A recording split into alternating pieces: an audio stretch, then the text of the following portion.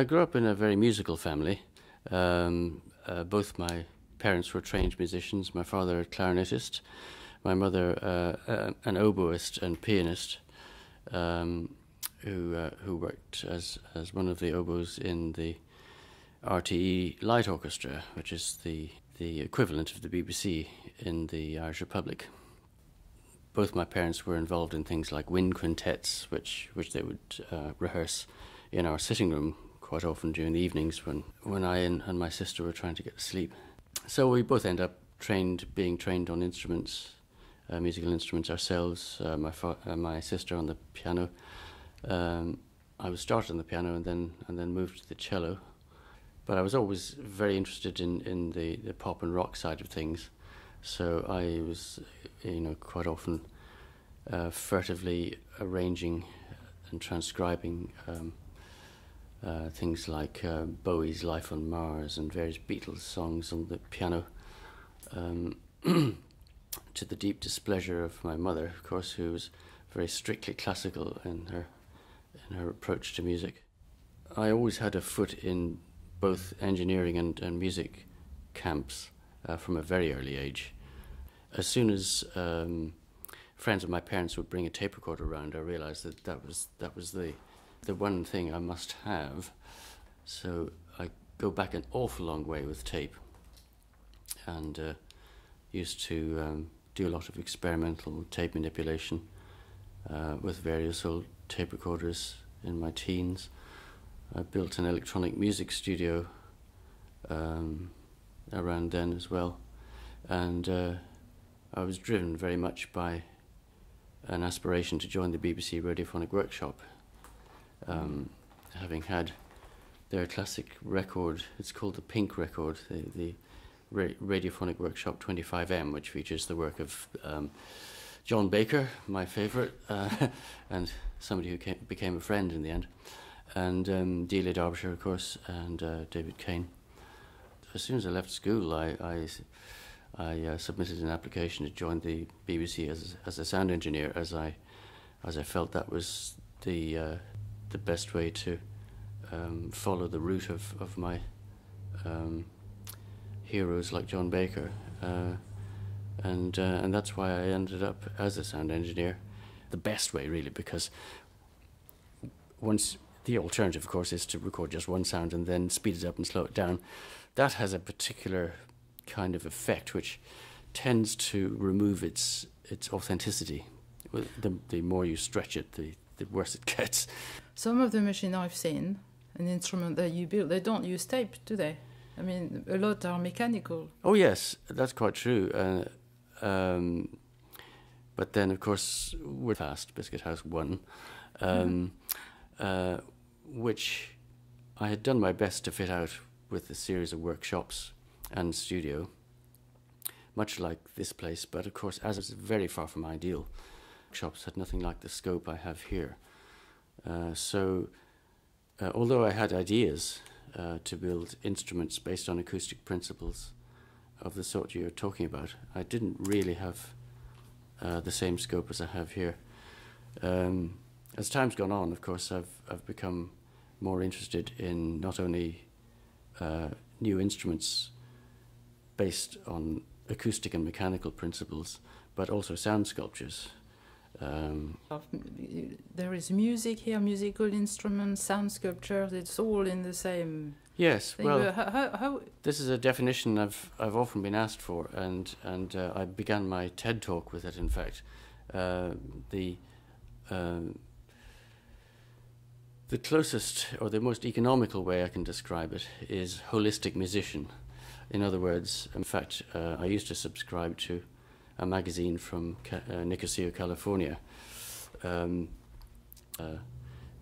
some of the projects I would read about in this were very inspiring, and have sort of driven my work ever since. So now today, after you spent some time in the 80s composing, working on tapes, etc., are you only building mechanical machines now? No. I mean, at any one time, the chances are what I'm working on is what people are paying me to work on. So that was my another question, actually, because I was wondering whether you build your own things or if you get commissions or both. Well, the frustrating thing about being a freelance artist is that you rarely get to work on the things you really want to work on, because financial necessity forces you to do whatever is going to pay the bills. So while I've been very lucky in having had people, who champion my work and respect it enough to commission me to produce the society itself. Whereas if I were to give them something that was fully compatible with it had a concert pitch tuned chromatically, of course, at the end of it. It became obvious that where it would be perfectly adequate in its own terms and look and sound fantastic in the garden. The reality was that it would probably alloy and swaging and machining and turning and all the things I was more or less familiar with, but you don't expect to hear in song lyrics. And thirdly, he had a great voice. I thought, a fantastic, very natural baritone in a kind of folk tradition. And I thought, some years passed while I was working on the gates and railings, and only pretty well after they'd finished the installation, I thought of Alan, and Richard shot some lovely footage, and we're currently in the process of editing that. So can we hear that song? Do you have it here? Yes, I have a little bit. I have the finished song. I can play the Sharpsichord part of the middle section, absolutely, if you like, first of all, and then you can hear the finished song. Yep. So explain first how it works, because I can see a big cylinder with lines of dots and pins in them that presumably produce a different sound. Well, what you have is a cylinder about 4 foot long by 2 foot diameter, which is perforated in a matrix of holes. So you have the option of a hole for each of a 4-octave chromatic scale. So that's 46 notes from C1 to A4, and as well, I suppose. Well, that's right. I mean, the idea was, you see, it's really a tribute to Cecil Sharp, who used to, in his later days, he would travel the country with a cylinder phonograph. So it's not actually a total coincidence. This machine resembles a cylinder phonograph to a large extent, with a big cylinder and a couple of big horns. He would record the contemporary examples of folk song and music on this cylinder phonograph, and established the recorded music library at Cecil Sharp House that way. And the idea of this was really that people would leave their own musical ideas in the cylinder, and then other people would come along and modify them over time, so it would sort of gradually evolve in the way that folk music tends to evolve. So it was very much an idea that was geared to the history and the role of the English Folk Dance and Song Society. Right. Yeah. Excellent. So what you have is it's the bridge, the middle section of Alan's song, because, of course, the biggest limitation of a pin cylinder memory of whatever instrument it drives is its limited space. Once the cylinder goes round once, that's the end of it. It's a loop. So it wasn't possible to fit the entire song onto one cylinder program, because, in fact, it's got it's got actually 2 separate sections, but the A section itself takes up most of the cylinders, in that its main purpose is really now its sound. It's not something that I paid much attention to when when Björk came to record her song Sacrifice for her biophilia project, she be transported. But now that it is transportable and have it perform with any group of musicians who wants to use it, the only limiting factor there, of course, is the capacity of the cylinder. So what I'm planning is to give it a parallel memory, which leaves everything available as it is, but adds the an extra memory feature, which allows an indefinite amount of material to be recorded. Performed sound, it's never absolutely accurate the way MIDI is, and it sounds much more natural and musical. You like the research bit of it, don't you? The experiment. It looks like you're enjoying the process of doing something new by combining different... Unfortunately, it doesn't really translate into video. You know, it's the only thing I've ever built which gets universal acclaim, I think, so far anyway. And sang a song while I was playing the keyboard behind. Yeah. Well, that was something. And it got a great response. Yeah, I mean, it's a project that I think, if I can manage it, its best days are still to come, because it's expanded memory. Its big problem is that it's just not worth the huge expense of transport. So what I want to do is using it for my own music and getting stuff out there, and try and stimulate a bit of a market for the sound. Because first, it's the sound of the thing, and then of course it has a great stage presence, and particularly on the beat is very severe, and it took all my all the effort I could muster to play that keyboard part during Björk's performances. She wrote a song that was too big for the... I mean, it had too many with enough space and security, really. But it does have this very distinctive sound. A harp with vibrato is pretty well unique, and that's a property of the way the strings are tensioned. This is the...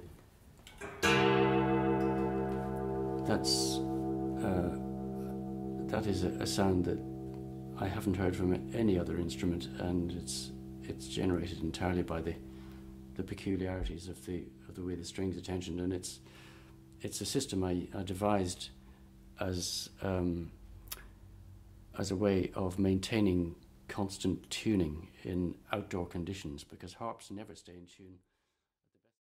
Single bit of it yourself, don't you? Yes. I didn't have the option, really. There's no money for staff to take on the more boring bits, unfortunately. From an ingot cast on that famous summer's day, and very soon the world would speak of a man inspired, Larry Brearley from the city of 1,000 fires. In the 100 years by the pioneer, so many manner of atoms alloyed in bright array. Tensile strength, the right steel is tailor-made, and so we celebrate the names. They be looking for another steel to take a new design and make it real. Still a chromium atom will stay at center stage, where the cast rolled formed, machine welded or swaged. Then the wave and sea tide will move the turbine blade. When the coal runs out, flame fades, they'll bring to mind the name of a man inspired.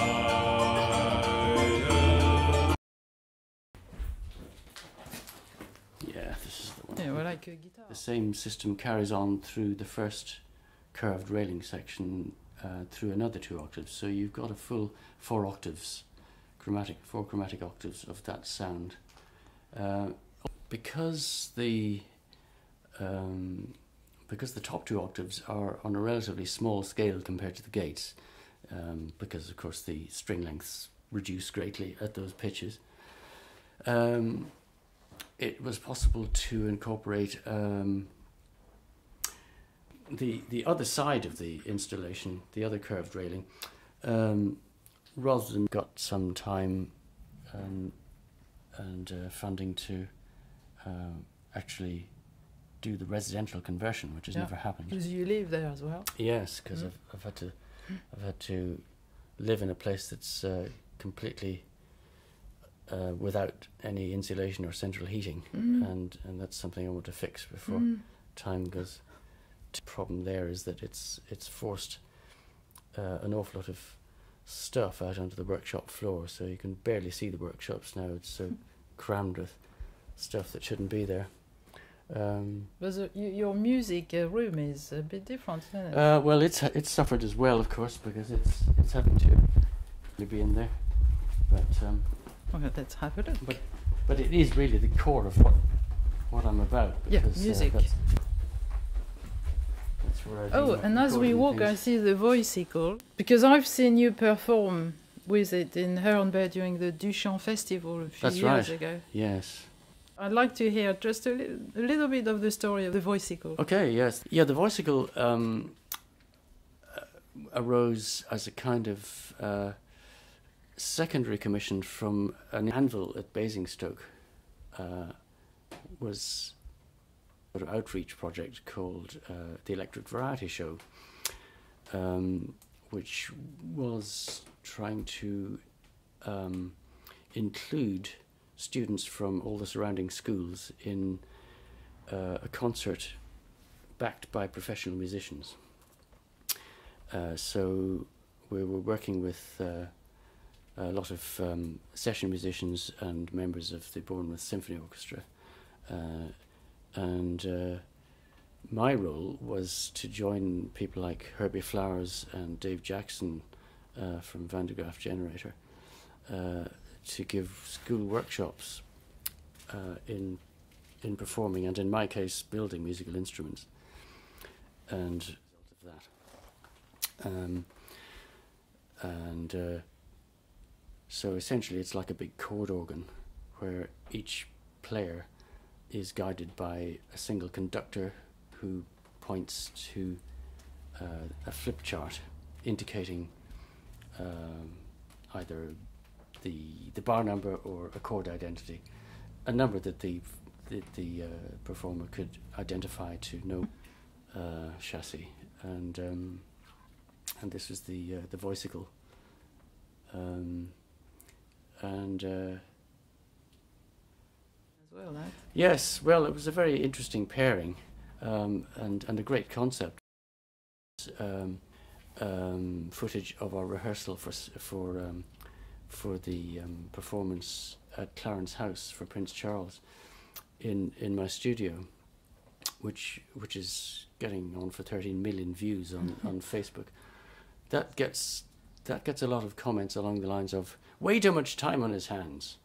And what these people never understand is that it's absolutely the opposite.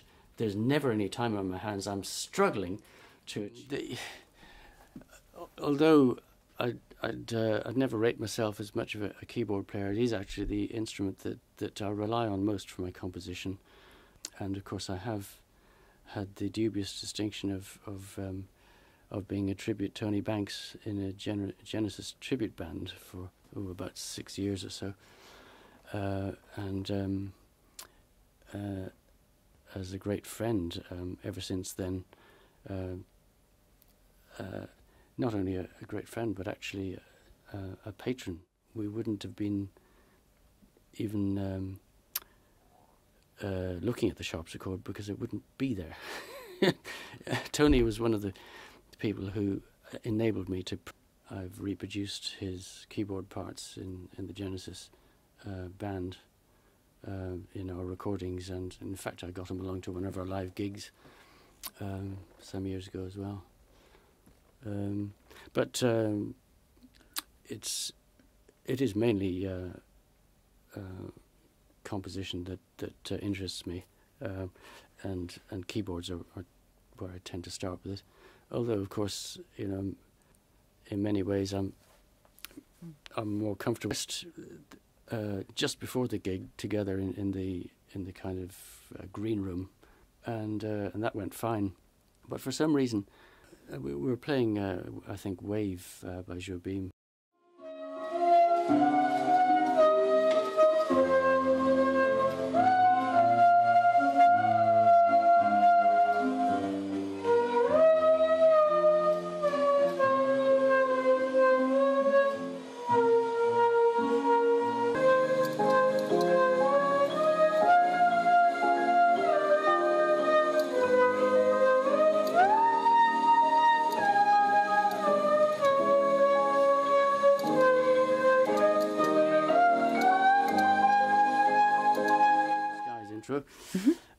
There's the ARP Pro Soloist, which is vital for all those fuzz guitar. Roland XP80, which does all those other things that the vintage keyboards can't manage. But there's quite a few. Is it an organ or? Yeah, there's a variety of organs. An old Baldwin that a friend of mine gave me a while back, because it's really not set up to do it. That's, in the long run, that's something I want to have to wait until all the residential and workshop reconfiguration's been done. So it's a long way down the line, but the studio is going to be.